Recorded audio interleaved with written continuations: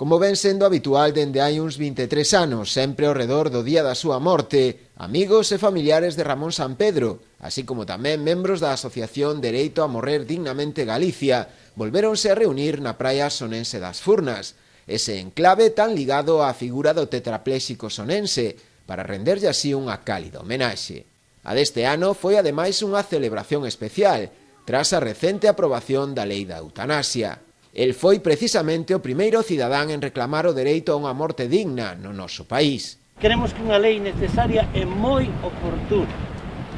E recalco isto de moi oportuna contra moitos criterios que din da inoportunidade, como querendo facer ver de que a pandemia que nos afecta e que leva por diante vida de persoas estivera ligada a unha decisión dos que somos partidarios da lei da eutanasia de pola vía rápida sacar aos nosos conveciños, a nosa xente de diante, nada máis contrario que iso.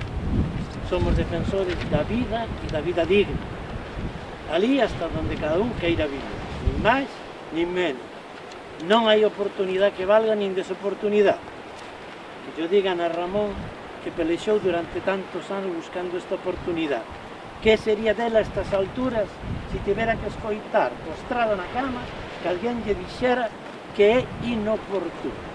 Ademais da lectura dunha declaración institucional, procedeuse tamén a dar lectura a outros fragmentos de textos e poemas na súa memoria. Recolla o amor que me deu, a luz, a súa luz, a auga, a súa auga, a terra, a súa cinza, o seu espírito, o vento.